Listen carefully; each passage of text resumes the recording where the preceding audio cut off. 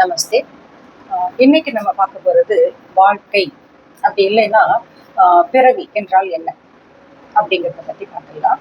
இந்த வாழ்க்கை அப்படிங்கிற இந்த பகுதியில ஒரு 5 டெஃபினேஷன் மட்டும் நான் கொடுக்க போறேங்க, 5 வரிகள்.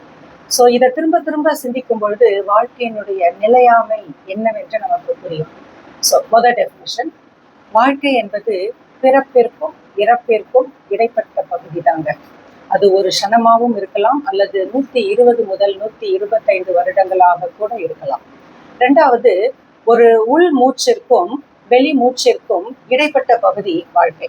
இது என்ன உள்மூச்சு வெளிமூச்சு அப்படின்னு கேட்டீங்கன்னா, ஒரு தாயின் கருவறையில் இருந்து வெளியேறும் அந்த குழந்தை இந்த பிரபஞ்சத்தில் பிராணன் என்ற வாயுவை முதல் முறையாக சுவாசித்து ஒரு உள் மூச்சு எடுக்கிறது. அப்பொழுதுதான் குழந்தை அழ ஆரம்பிக்கிறது.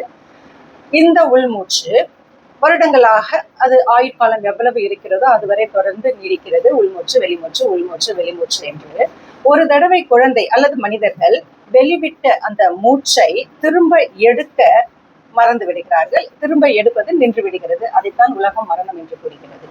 ஸோ ஆக இந்த குழந்தை பிறந்து உள்வாங்கும் உள் மூச்சிற்கும் வெளிவிடப்பட்ட மூச்சை திரும்ப அந்த வெளிமூச்சை எடுக்க மறந்து விடுகிறது. அந்த சூழ்நிலைக்கும் அந்த உள் மூச்சிற்கும் வெளிமூச்சிற்கும் இடைப்பட்ட பகுதி வாழ்க்கை. அடுத்து, நாம் ஜனிக்கும் பொழுது நாம் அழுகிறோம். அதாவது முதல் முறையாக உள் மூச்சு எடுக்கும் பொழுது நாம் அழுகிறோம். நம் தாய் உட்பட நம்மை சுற்றி இருக்கும் அனைத்து நபர்களும் சிரிக்கிறார்கள். ஒரு காலகட்டத்தில் நாம் வெளிவிட்ட மூச்சை உள்ளெடுக்க மறந்து விடுகிறோம். அப்பொழுது அதை மரணம் என்று உலகம் கூறுகிறது. அப்பொழுது நமக்காக பிறர் அழுகிறார்கள். ஆக ஒரு சிரிப்பிற்கும் ஒரு அழுகைக்கும் இடைப்பட்ட பகுதி வாழ்க்கை. இது மூன்றாவது டெஃபினேஷன். நான்காவது, வாழ்க்கை என்பது மரணத்தை நோக்கிய ஒரு பயணம். இன்னைக்கு ஒரு நாள் கழிஞ்சிடுச்சு அப்படின்னு சொன்னா, நமக்கு விதிக்கப்பட்டிருக்கும் ஆயுளில் ஒரு நாள் கழித்து விட்டது. நாம் மரணத்தை படிப்படியாக நோக்கி நகர்ந்து கொண்டிருக்கிறோம் என்று பொருள். ஐந்தாவது டெஃபினேஷன் ஒண்ணு இருக்குங்க, என்னை ஈர்த்த மிக மிக முக்கியமான அற்புதமான வரிங்க.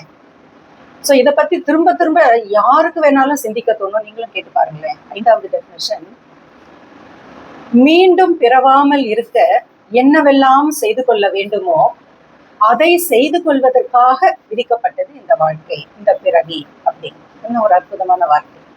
ஓகே, இந்த 5 டெஃபினேஷன் தான் வாழ்க்கை அப்படின்னு சொன்னோம். இதுல முதல் டெஃபினேஷன்ல சொல்லியிருப்பேன், பிறப்பிற்கும் இறப்பிற்கும் இடைப்பட்ட பகுதி வாழ்க்கை. அது ஒரு க்ஷணமாகவும் இருக்கலாம், அல்லது 120 முதல் 125 வருடங்களாக கூட இருக்கலாம் என்று.